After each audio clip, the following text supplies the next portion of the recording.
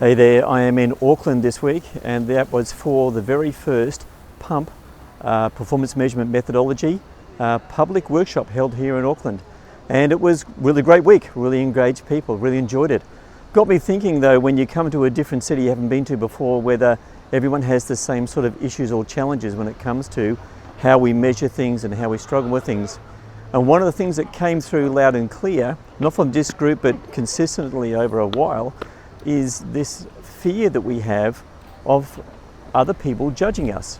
And when we have the fear of other people judging us, one of the things that happens is that it plays out in all sorts of ways in management and in practice, but especially with our KPIs. For example, when we fear that someone's going to judge us for our KPIs, we tend to only agree to the KPIs that we can achieve and that we have control over. And the other thing that happens is that we then tend to want to make sure that those things are just achieved, whereas really the goal should be about how much effort we put into trying to achieve performance improvement rather than just hitting the number. And I'd like to think there isn't a team leader out there that would criticize someone for not hitting a number when they know that that person has put in all the effort they possibly can to try and achieve the goal.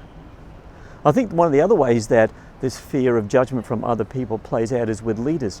Sometimes it seems that they set strategy or the outcomes we're trying to achieve in pretty much vague sort of terms, or goals that we just really can't measure or we don't understand what they are. And the challenge with that is that when we're not really clear about the outcomes of the goals, we don't know what it is we're trying to achieve. Maybe they're doing it because they don't understand themselves how clear it needs to be, but perhaps they have this fear of the judgment of others when they seem to set themselves up for failure or for not, and that is if it's not being achieved.